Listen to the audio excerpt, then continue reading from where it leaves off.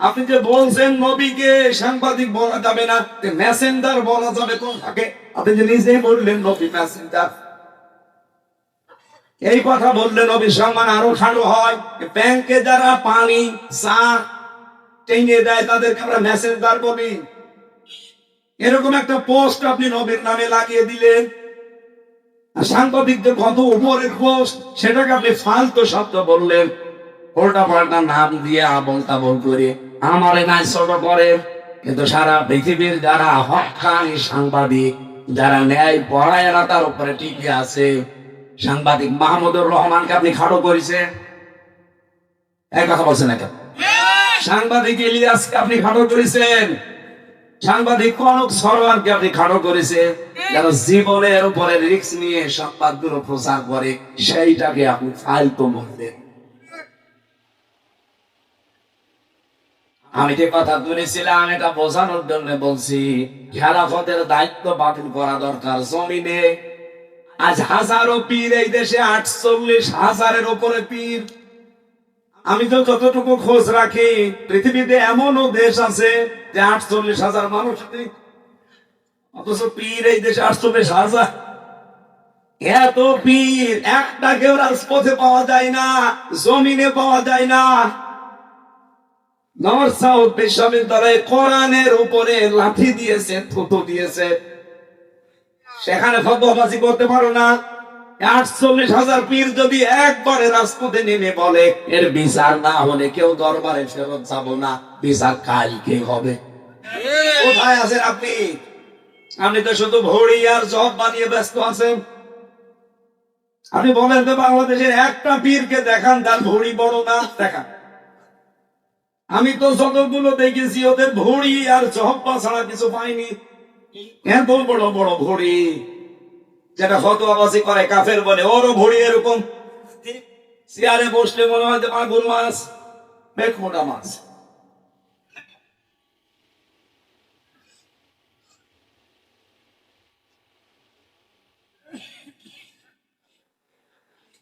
আমার মনে হয় এই দেশে একামতে দিন যারা কায়েম করতে চায়, হ্যাঁ তাদের ছোটখাটো ভর্তুকি থাকতে পারে, বা আপনি কি করছেন? তাদের মতো এই 17 বছর জেল জুলুম সহ্য করেছেন, একটা বার জেলে গেছেন আপনি। রিমান্ড কি বলছেন? 11 ঘন্টা মানে টাঙিয়ে রেখেছিল উল্টো করি, মাথায় দড়ি দিয়ে। আপনারা কয় ঘন্টা টাঙিয়েছে? বলো রসুলের মর্যাদা রাখে না। রসুলের মর্যাদা ঠিক রাখতে গিয়ে তো 3 বছর জেল খাটলাম। এটা আমি প্রথম দিন যদি মেনে নিতাম যে ঠিক আছে বাবা শাহজালাল সবালা, 3 বছর না 3 ঘন্টা আমার ছেলে থাকা লাগবো।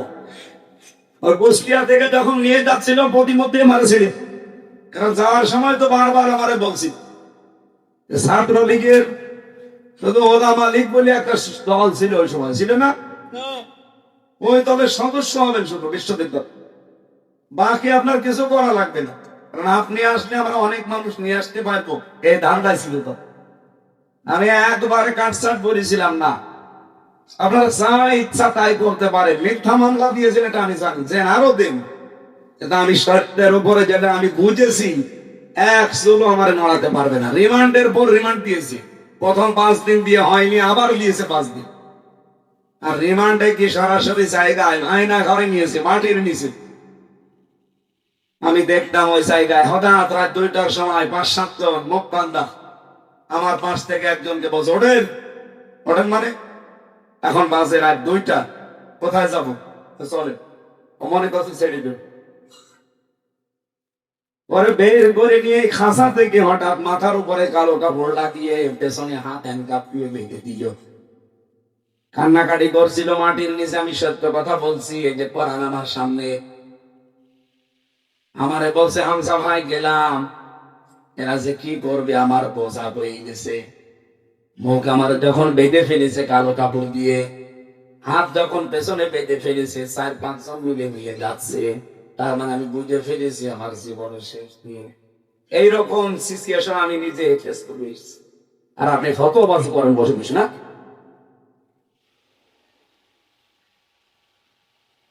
কত মানুষকে এখনো পর্যন্ত, যদি হাসিনা থাকতো আমার মনে হয় আয়না ঘরে থাকা লাগতো।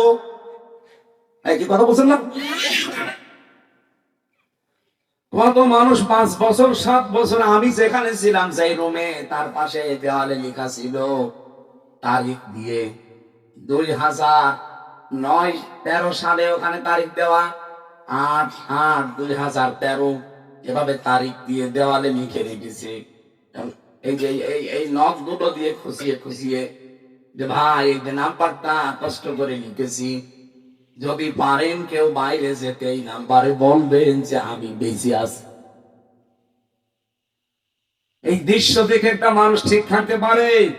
কোথায় 13 সাল আর কোথায় 24 সাল? এতগুলো বছর তার জীবনে চলে গেছে, লোকটা জানে না যে এখন কোন বছর, জানে না যে এখন আসলে কোন মাস, কোন দিন, এটা কি বার, কয়টা বাজে, কিছুই জানে না। দিনের পর দিন, বছরের পর বছর তার মাথার উপর দিয়ে, তার জীবনে কোনো ঈদ নেই, জমার নামাজ নেই। একটা মানুষ কিভাবে 8 বছর 10 বছর 14 বছর এভাবে থাকতে পারে? আপনি একটু নিজেকে দাঁড় করান তো। আপনি বড় বড় পেট নিয়ে ফটোবসি করেন, নিজেকে একটু জায়গায় দাঁড় করান যে কি করে ব্যারিস্টার আরমান 8 বছর কাটিয়েছে। মুফতি ফখরুল ভাই আমার সাথে ছিল, আমার ফাঁসির কন্ডেন্স ছিল। আমার একদিন বলছে, হামজা ভাই, এই যে মানুষ যে সাতপাট হয়ে শুয়ে থাকে, এটা যে কত বড় নিয়ামত আমি জানি। আমার এই পায়ের ভেতর দিয়ে হাত দিয়ে সামনে লোহার ব্যারিকেডের সাথে এই যে হ্যান্ডকাপ দিয়ে আটকিয়ে দিল। এইভাবেই বসে থাকা লাগবে 24 ঘন্টা, খায় তো হতে পারবেন না। আপনি শুনতেছে, আপনি একটু ভাবেন নিজেকে নিয়ে ওই জায়গায়। পায়খানা প্রসাব করার জন্য 24 ঘন্টায় মাত্র 1-2 বার সময় দেবে, তাই 1.5 মিনিট থেকে 2 মিনিট। আরে ভাই 1.5 মিনিট 2 মিনিট তো বসতে সময় লাগে, এর ভেতরে আপনার টয়লেট শেষ করা লাগবে। আর টয়লেটের তাও তো দেওয়াল চালানা, দরজা থাকলে হয় কিছু, একেবারে ফাঁকা জায়গা, মাত্র 1.5 হাত একটা দেওয়াল দেওয়া আছে, দাঁড়ালে দেখা যায়, বসতে দেখা যায় না, এতটুকু একটা জায়গা। অথচ সামনে অফিসার বসে আছে। একটা যুবক মানুষ আমার মতো 33 বছর বয়স আমার, আপনি সামনে বসে বসে লাঠি করাচ্ছেন, 1.5 হাত 2 হাত মতো একটা সর্বোচ্চ দেওয়াল দেওয়া, এখানে কি টয়লেট করা যায়? এরকম পরিস্থিতি এই মাটির নিচে ঘরগুলো। জীবনে এতগুলো জিনিস ফেস করে আসলাম শুধু রাসূলুল্লাহর এই দল করতে গিয়ে, আল্লাহর নবীর আদর্শে থাকতে গিয়ে, আর আপনি এখন আমারে কাফের বানিয়ে দিলেন। আমি নাই কাফের হলাম, আপনি কি? আপনি তো কাফেরের বাপ।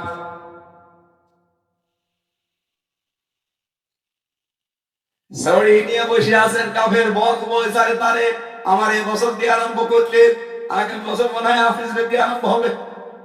কেন তো ফতোয়া জড়ি দিয়ে বসে আছে। আপনি জামাত ইসলামের বিরুদ্ধে অভিযোগ করেন যে 80 বছরে নাকি তাদের কোনো অর্জন নেই, আপনার নজরে পড়ে না অর্জন?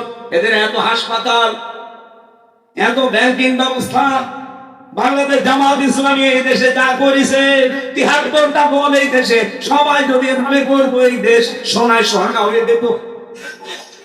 আর ওর চোখে পড়ে না, এদের নাকি কোনো অবদানই নেই। গণতন্ত্র গণতন্ত্র এই ফতোয়া তোলে যে গণতন্ত্র হারাম, এই জন্য ওদেরকে আমি দেখতে পারি না। আরে ভাই, আমি কোনদিন আমরা বলেছি যে গণতন্ত্র হালাল বলেছি আমরা? আর ওটা তো হারাম আমরাও জানি। এই বাংলাদেশে এখন ইসলাম কায়েম করার জন্য কোন পদ্ধতিতে আপনি যাবেন বলেন? আন্দাজে এক ফতোয়া দিয়ে দিলে হয়ে গেল। আপনি কি আফগানিস্তানের, আপনি কি সিরিয়া, এরকম দেশের সশস্ত্র বিপ্লবের মাধ্যমে দেশে ইসলাম প্রতিষ্ঠা করার সে কায়দা কৌশল, সে জায়গাগুলো কই? যে কোনো একটা ভাবে তো এগিয়ে যেতে হবে। আমাদের চারিদিকে শত্রু।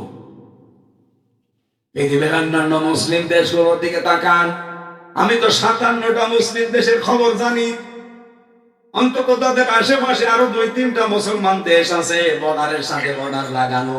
আর আমরা এমন একটা ভূখণ্ড পেয়েছি, আমাদের চারিদিকে শয়তান। বৌদি বেশি নামে একটা কলঙ্ক, এতদিন চাইছিল ছিল এই 15 থেকে 20 বছরে যা অবস্থা নাই, এই পৃথিবীর নিকৃষ্ট শয়তান মোদি যে আল্লাহর ঘর মসজিদ পর্যন্ত ভেঙে গুড়িয়ে দিয়েছে। এখনো ভাঙছে বিভিন্ন মসজিদ। ভারতের এমনও জায়গা আছে মুসলমানেরা যদি গরু জবাই করে ওই মুসলমানের চোখ পা কেটে ফেলে, এমন জায়গায় আছে। এত বড় শত্রু দিয়ে আমাদের দেশটা ঘেরা। আর একটার সাথে একটু বর্ডার ছিল, নদীর সাথে মায়ানমারটা আরো বড় শত্রু। নিজেদের দেশ বাংলাদেশের সাথে 3 ডবল বড়। আমাদের 56,000 বর্গ মাইলের দেশ, এই দেশের চাইতে 3 ডবল বড় মায়ানমার। এত বড় বিশাল দেশ। আমি কয়েকদিন আগেও গিয়েছিলাম টেকনাফে, উখিয়ায়। রাত 12:30টার সময় আমারে নিয়ে গেল এই রোহিঙ্গাদের দেখার জন্য। প্রশাসনের এক ভাই ছিল পরিচিত, বলছে চলেন দেখে আসি রোহিঙ্গা। তার মধ্যে রাত 9টার পরে বের হওয়া নিষেধ। এখন তো 12:30 বাজে, চলেন যায় প্রায় 1/2 কিলোমিটার নিয়ে গেলে। ওদের ছেলে মেয়ে বেশি, এসেছিল 11 লাখ, এখন শুনছি 25 লাখ। আল্লাহর নামে জন্ম দিয়ে যাচ্ছে। অথচ সেই দেশ থেকে ওদেরকে পাঠিয়েছে পিটিয়ে পিটিয়ে। ওই দেশে জায়গা আমাদের চাইতে 3 ডবল বড় জায়গা পড়ে আছে।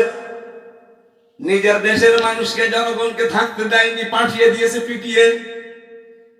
এতটুকু ছোট্ট একটা দেশে তারপরেও তো আমরা 11 লাখ, এখন প্রায় 24-25 লাখ মানুষ আমরা রেখে দিয়েছি। কিছু তো বলি না। বিশ্বে আমাদের মতো উদার আমার মনে হয় আর কোন দেশের মানুষ নেই। আমার ভাইরা, আল্লাহ আমাদেরকে খলিফা করে পাঠিয়েছিলেন কোথায় বলেন তো? আমি জোরে বলেন। জমিনে থাকার দরকার নেই। আরো জোরে। এই জমিনে যদি থাকতে হয়, এই জমিনে আমরা এখন আমাদের 56,000 বর্গ মাইল দেখতে পাচ্ছি। প্রায় 73টা দল কাজ করছে জমিনে, তার ভেতরে আমরাও একটা। আমার এবার প্রশ্ন যশোরবাসীর কাছে, 73টা দল কি জান্নাতে যাবে? না। নবীজি বলেন মাত্র একটা দল জাহান্নামে, জান্নাতে যাবে, আর 72 দল সব জাহান্নামে যাবে। ওই একটা দল কারা? মানা আলাইহি ওয়া সাহাবী। একালি টান আছে। নবীজি বললেন যারা আমি নবী এবং আমার সাহাবীদেরকে দেখে দেখে চলবে, তারাই ওই এক দলে আছে।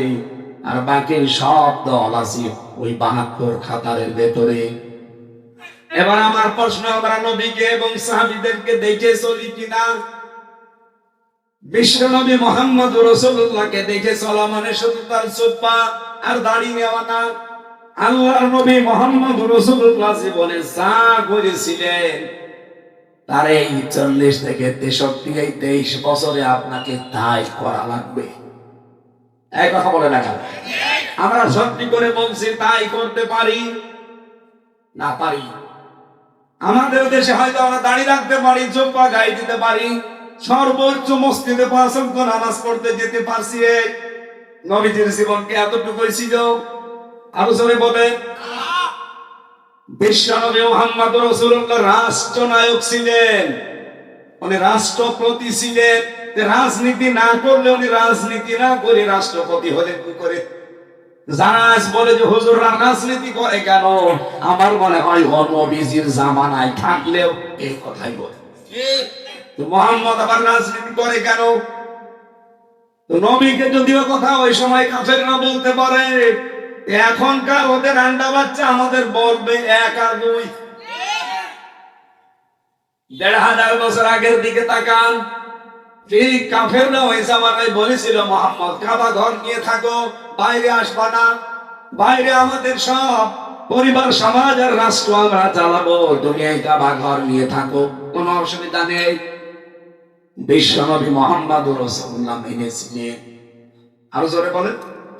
তিনি ডাক দিলেন কাফেরেরা, কুলিলা আইয়ুহাল কাফিরুন লা আ'বুদু মা তা'বুদুন।